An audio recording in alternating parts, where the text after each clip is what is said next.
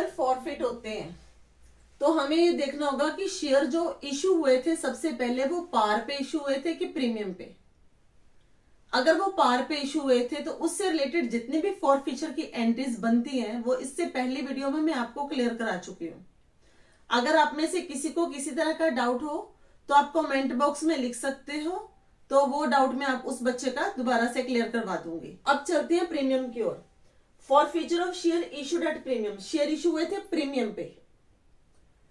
इस कैटेगरीज में 2 केसेस हैं। पहला केस होता है when premium on forfeiture share became due but not received.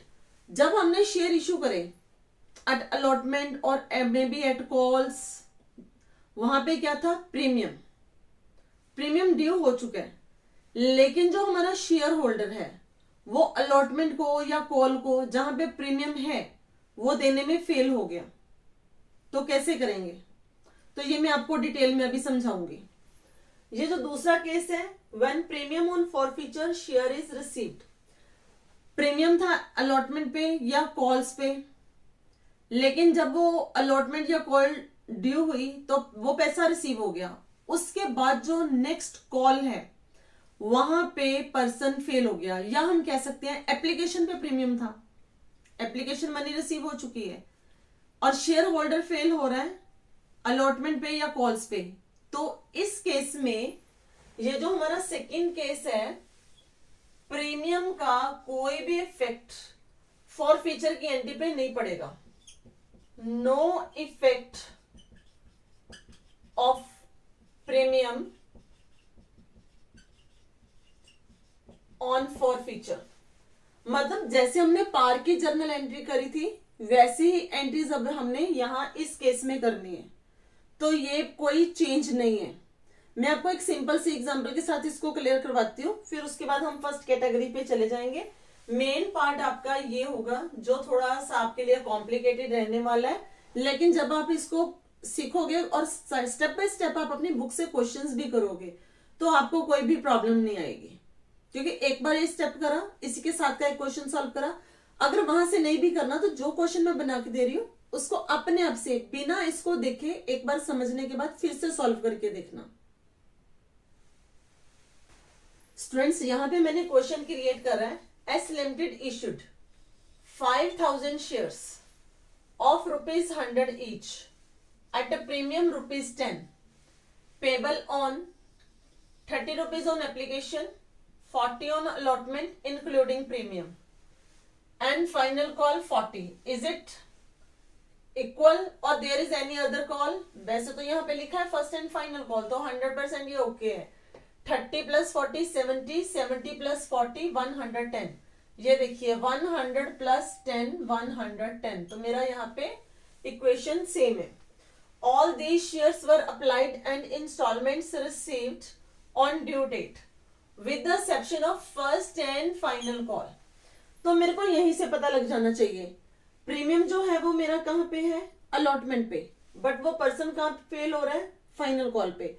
यानी इस वाले प्रीमियम का मेरे फॉरफीचर की एंट्रीज पे कोई इफेक्ट नहीं पड़ेगा। These shares were forfeited and reissued as fully paid। Reissue भी हो गई है फुली पेड अप पे एट ₹90 पर share. Pass the journal entries of forfeiture and reissue. जैसा कि मैंने अभी आपको बताया था, जब प्रीमियम का अमाउंट हमें इशू का है जो रिसीव हो चुका है उसके बाद शेयर फॉरफिट होते हैं, तो जो हमारी जर्नल एंट्रीज है फॉरफीचर की वो सिंपल एंट्रीज होती हैं एट पार के जैसे। तो देखिए कैसे करनी है, सिर्फ फॉरफीचर की एंट्री पूछी है तो हम सिर्फ फॉरफीचर की डालेंगे। Share capital account debit, number of share कितने हैं जो फॉरफिट हुए हैं 100, फुली पेड अप है तो कितना हो गया 100 रुपीज से, ये शेयर्स है ये रुपीज है 10,000 rupees.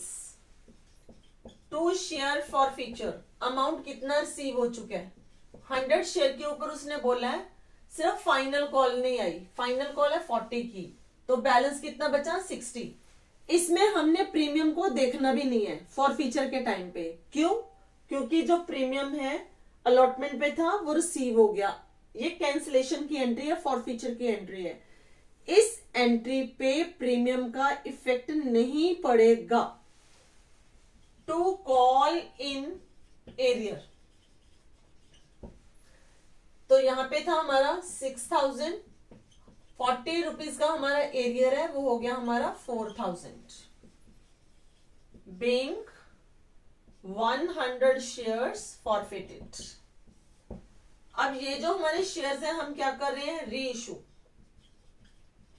Bank account debit, share forfeiture account debit to share capital account.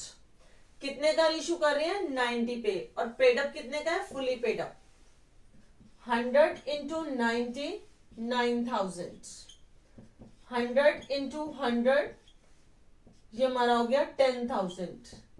ये कितने डिस्काउंट पे इशू करा गया, सॉरी री इशू करा गया 10 रुपीज पे, तो 1000 हमारा डिस्काउंट हो गया।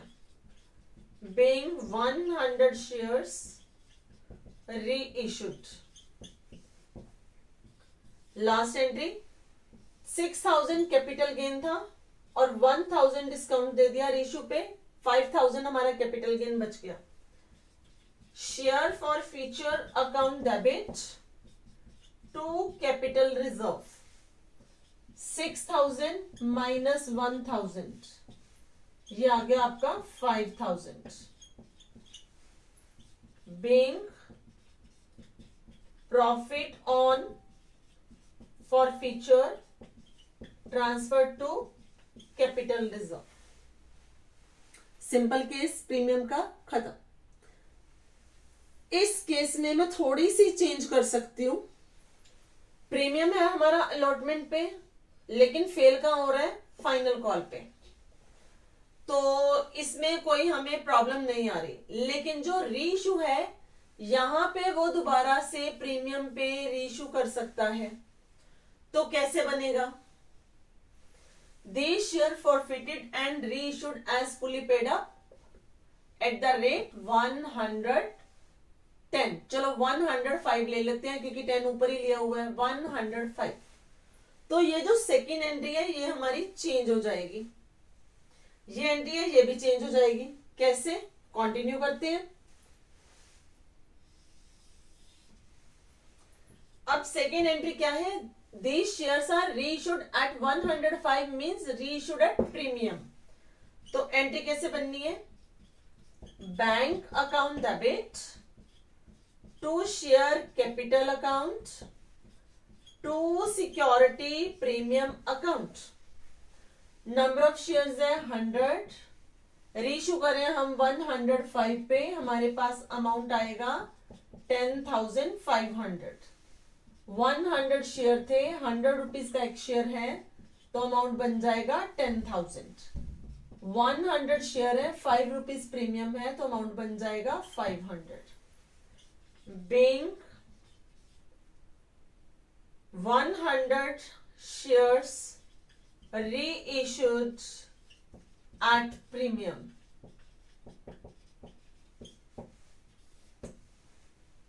क्लियर।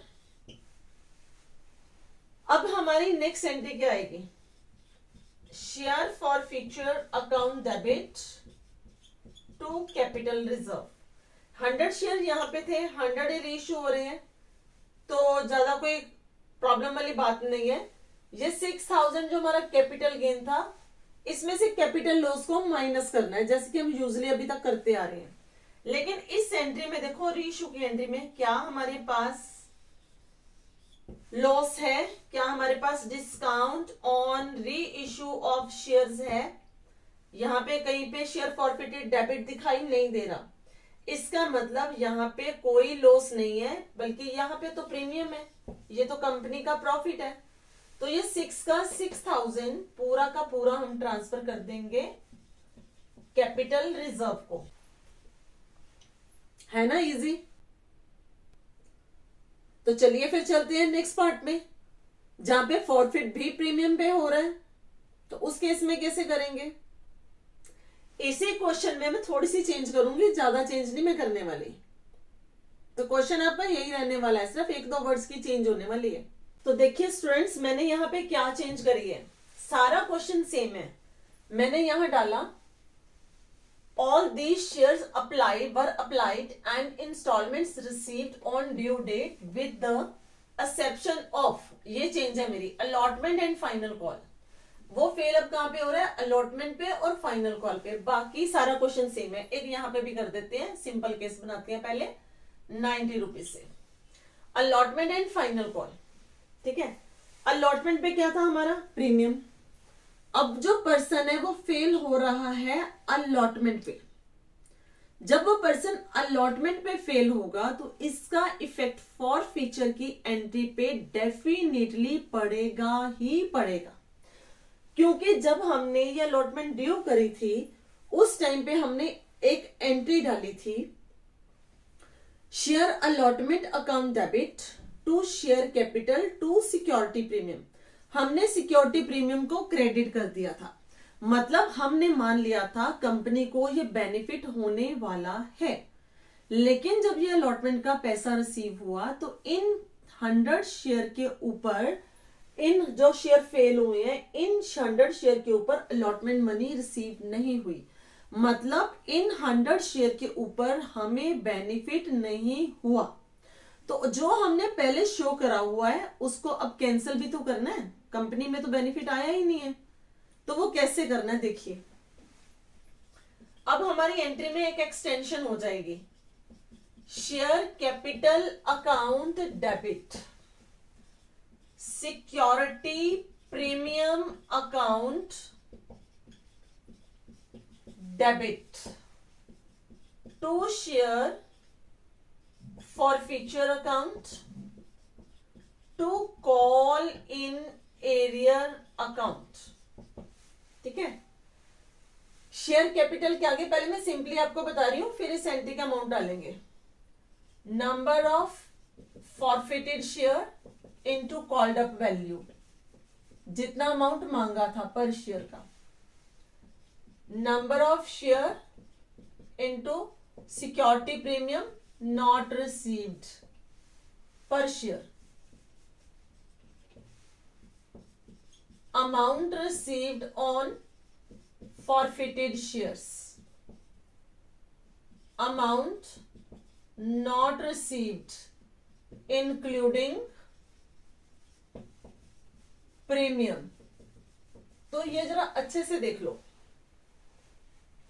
कॉल इन एरियर में जो अमाउंट डालना है प्रीमियम समेत डालना है, प्रीमियम को इंक्लूड करके, और यहां पे प्रीमियम को, इंडिविजुअल प्रीमियम को डेबिट भी करके दिखाना है। तो इस क्वेश्चन की एंट्री शुरू करते हैं। Share capital account debit security premium account debit to share forfeited account to call in arrear account। Number of share forfeit हुए हैं 100, कॉल्ड अप वैल्यू कितनी थी? 100, तो अमाउंट बन गया हमारा 10,000। प्रीमियम कितना रिसीव नहीं हुआ? अलॉटमेंट पे प्रीमियम है हमारा 10 रुपीज, 10 का 10 100 शेयर पे रिसीव नहीं हुआ, तो ये आ गया आपका 1000। 100 शेयर के ऊपर हमें क्या क्या रिसीव हो चुका है? इस क्वेश्चन में एप्लीकेशन ही रिसीव हुई है, ना तो अलॉटमेंट रिसीव हुई है ना फर्स्ट कॉल, तो सिर्फ और सिर्फ एप्लीकेशन का अमाउंट आएगा 30 रुपीज, ये आ गया आपका 3000। और जो एरियर है वो कितना आएगा? इंक्लूडिंग प्रीमियम अलॉटमेंट है 40 और फर्स्ट कॉल है 40, तो ये कितना बन गया? 80। ये मैं आपको स्प्लिट करके दिखा रही हूं, 40 रुपीज अलॉटमेंट का और ये 40 रुपीज फर्स्ट कॉल का।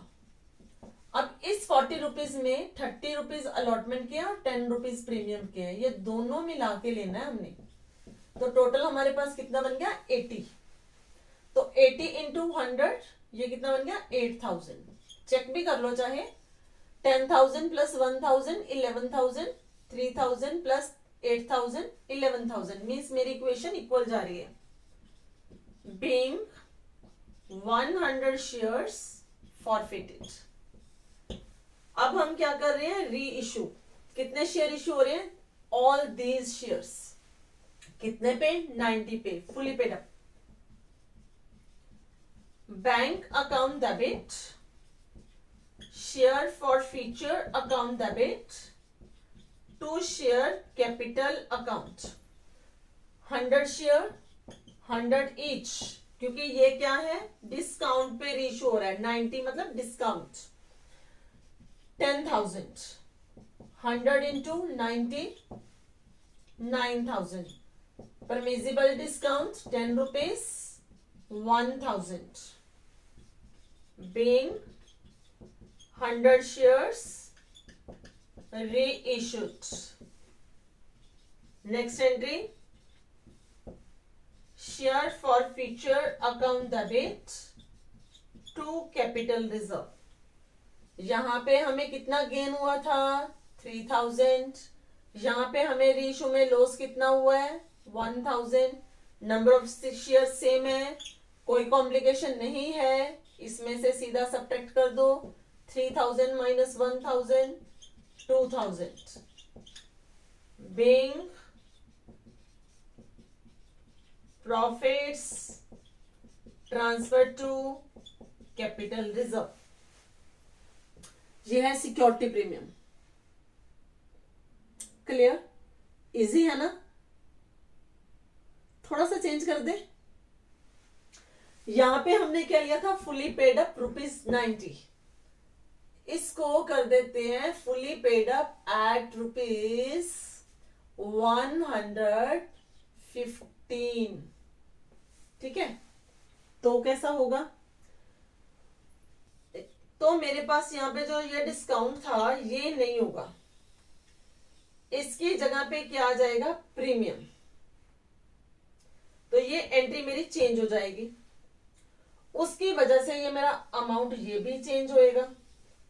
तो ये दो एंट्रीज मेरे को दोबारा से करनी पड़ेंगी, क्योंकि मैंने सिर्फ और सिर्फ यहाँ पे एक अमाउंट को चेंज कर दिया. यहाँ पे इसका मतलब क्या बन गया, री इशू भी प्रीमियम पे है. ठीक है,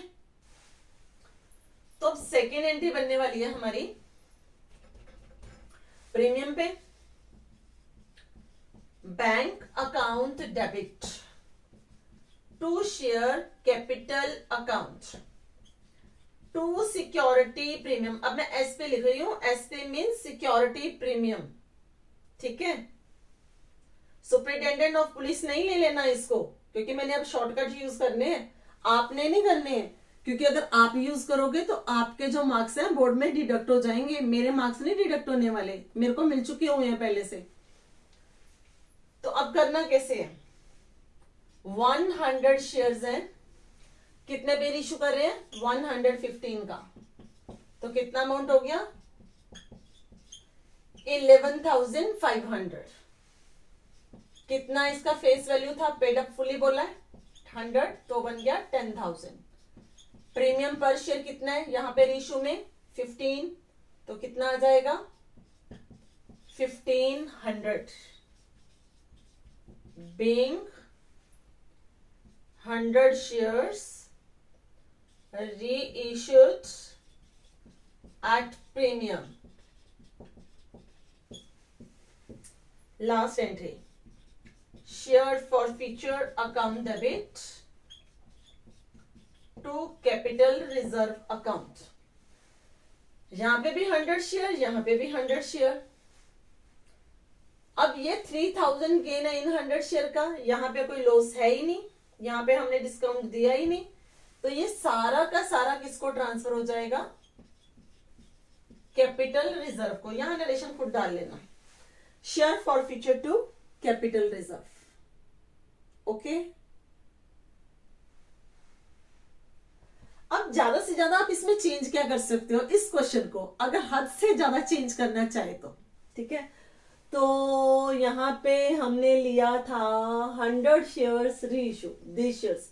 इसमें नंबर ऑफ शेयर चेंज कर देगा, तो यहाँ पे आपका नंबर ऑफ शेयर चेंज होगा, तो ये अमाउंट नंबर ऑफ शेयर इस पार्ट से चेंज होंगे, तो ये अमाउंट चेंज हो जाएगा. ये वाले अमाउंट और ये वाले अमाउंट थोड़े से चेंज होंगे. ट्राई करके देखना, अगर नहीं हो तो उसके बारे में मैं आपको फिर से बता दूंगी. Till time, bye bye.